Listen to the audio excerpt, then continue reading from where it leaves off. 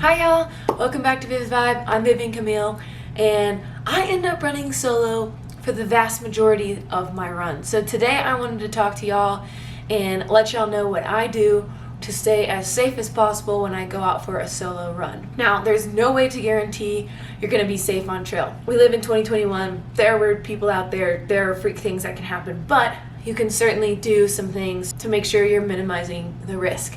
I'm a flight attendant, so I find myself in different cities all across the nation, and I generally run alone in unfamiliar places. When I'm at home in Tucson, I also run alone. I have a couple hours left before I head back and take off for Denver, so we're gonna go run in the Ute Valley Park, and I'm gonna take you along, and as we run, I'm gonna talk to y'all about the things that I do to stay safe as a solo female runner.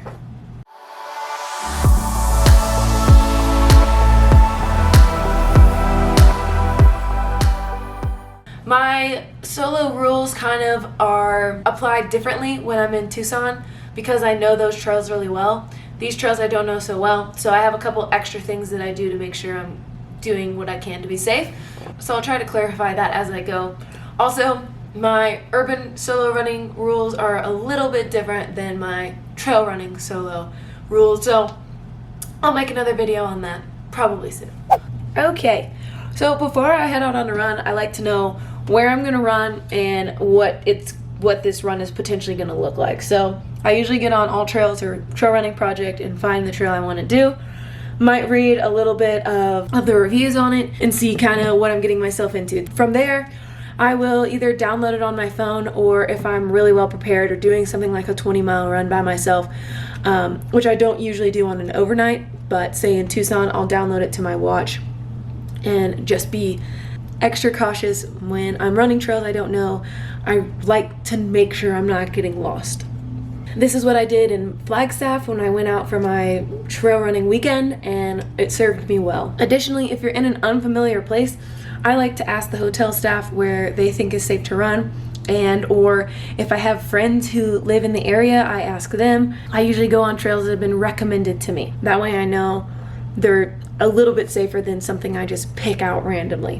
One last thing before I head out is I make sure my pack is packed well for what I think is about to happen out there. So on a longer run for something like I did in Flagstaff, I really had a well-stocked pack and was prepared. I had a lot of extra. I make sure I have enough nutrition.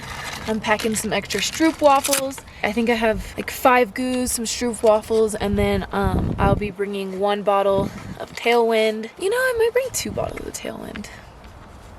Why not? Today, I'm just gonna take some liquid IV for electrolytes and 1 goo, just in case I get lost out there. But I also have quite a bit of water. And lastly, my phone. I make sure and bring this when I'm on all solo runs. And I tell somebody where I'm going and how long I'm gonna be out, just to, you know, give me an extra layer of safety, so that way somebody knows where I am and what I'm doing. My crew knows that I'll be out running today. So, and if I don't show up and lobby at our time, they're gonna start asking questions.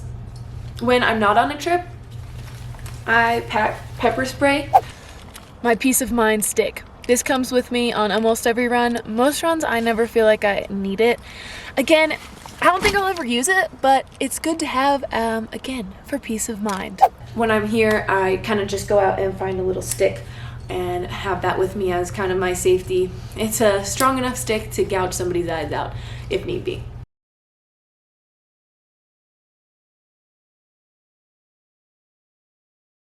Hopefully that never happens, but I just like to be safe. I also have a whistle on all my packs in case I need to be really loud, whether that's with an encounter with wildlife or I'm lost or just making noise to get away from somebody.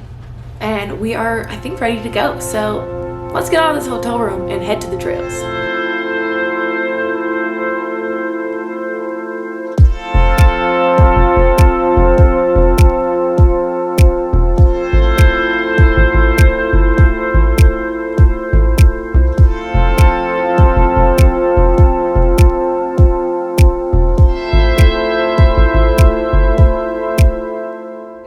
Trail, and so the next thing that I make sure I'm doing when I'm on the trail is paying attention to where I'm going and paying attention to my surroundings.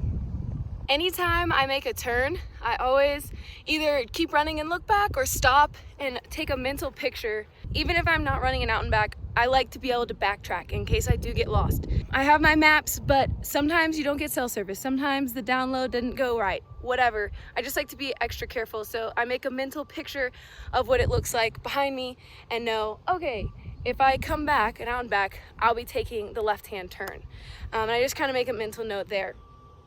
Additionally, this might be overkill for you. I don't do this all the time unless I'm really far out in the back country or something, but if you have your phone with you, you can take a picture and kind of leave yourself picture breadcrumbs as you go.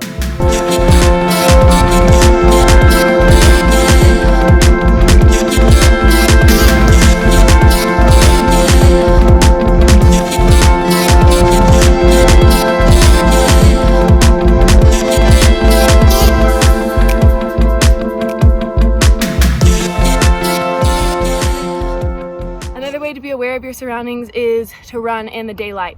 With trail running, I don't always run in the daylight. A day like today when I'm on an overnight, I make sure I go out in the daylight. I know what time sunset is, so I'm not getting anywhere close to that.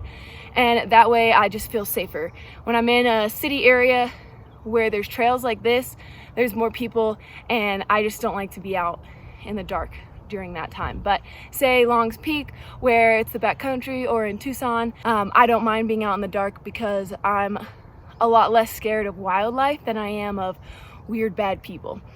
It's way easier to be aware of your surroundings when it's daylight. Yeah, let's keep running.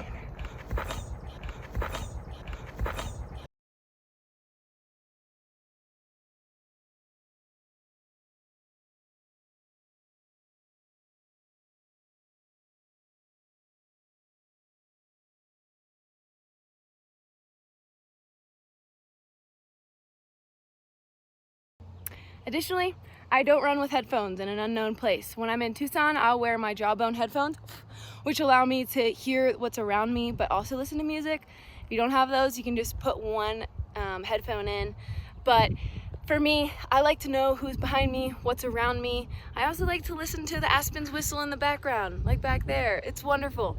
So I don't wear headphones. I'm sure a lot of people have told you that if you're running solo, don't wear them. When you have to use the restroom, or if in the awful situation that you're running from somebody who's like chasing you and wants to murder you, I like to have a stealth mode.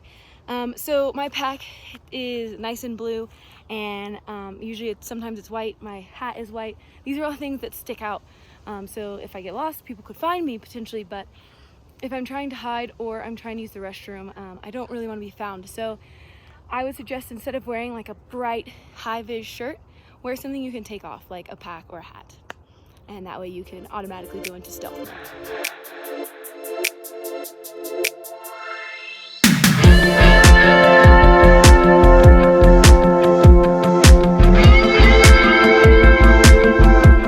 Comes to wildlife, just review your wildlife encounter protocol.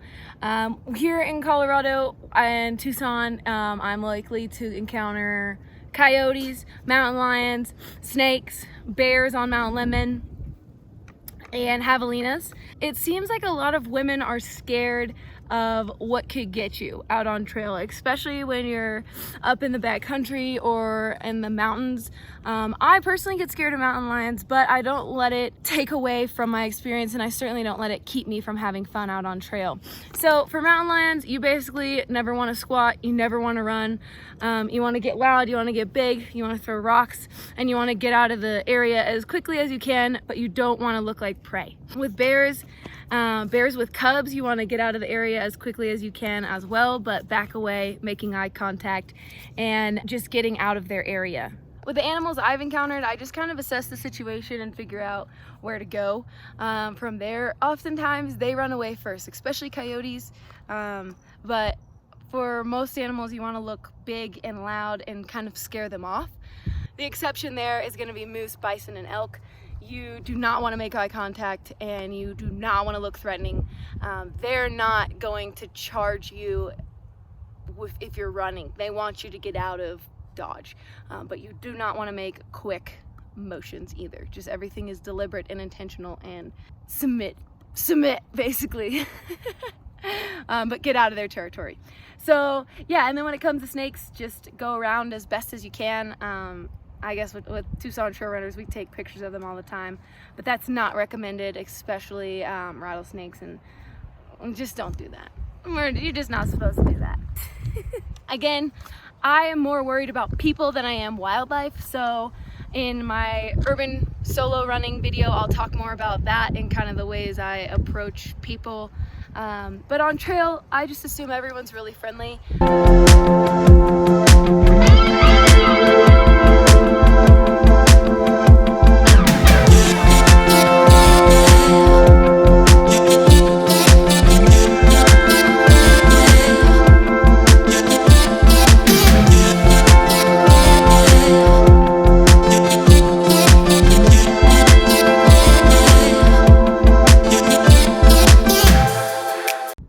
Lastly, on the trail, what I'd say is listen to your gut.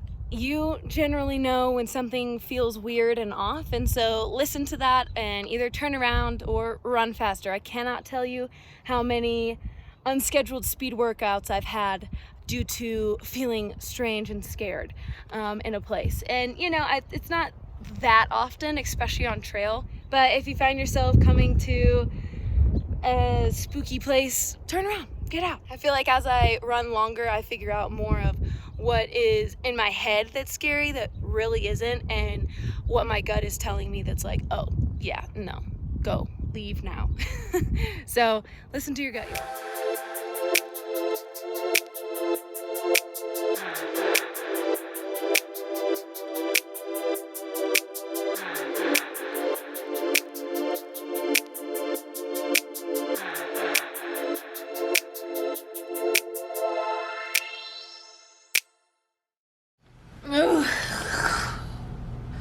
Altitude kind of got me today. So I'm back from my run.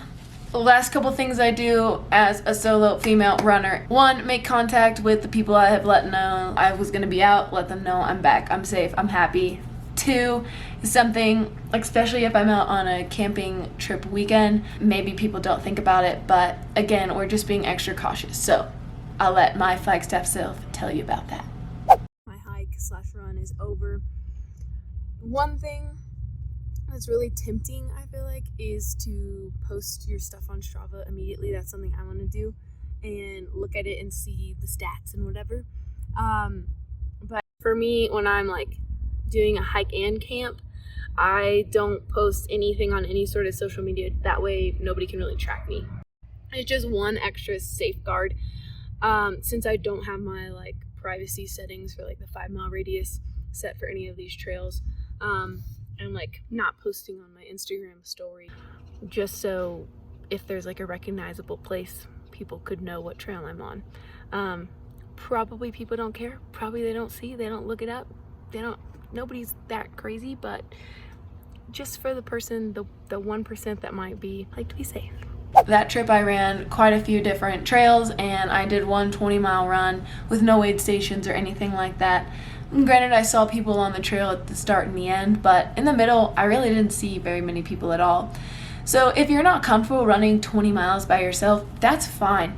I would just encourage you to build your confidence. Maybe start with a couple miles here and there.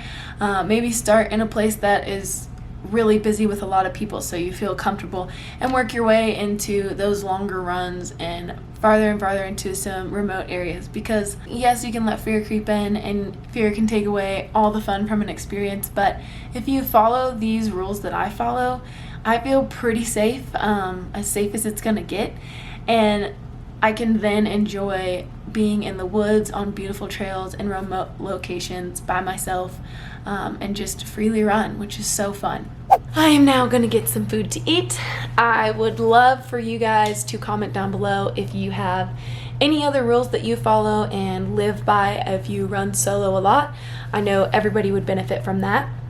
These are just things that I do, and depending on the location, the time of day, the weather, if I'm familiar with the place or not, I kind of apply these rules or don't.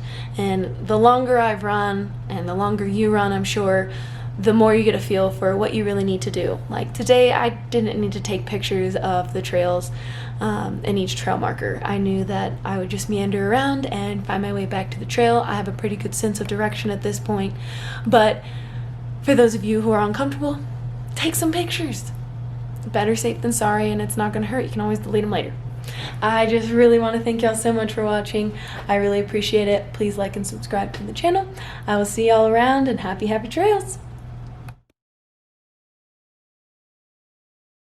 It's just so fun. A day like today is so fun to do alone because I have to trust myself. I have to trust my instincts, and you know, if I take the wrong trail, that's no one's fault but my own.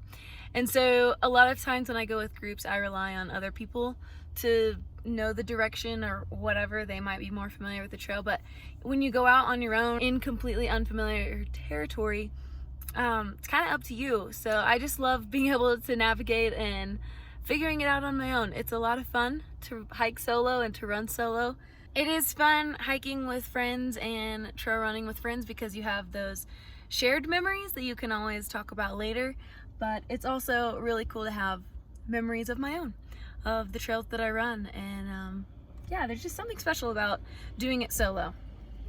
Don't know what it is, haven't figured it out yet, but I'll keep doing it until I figure it out.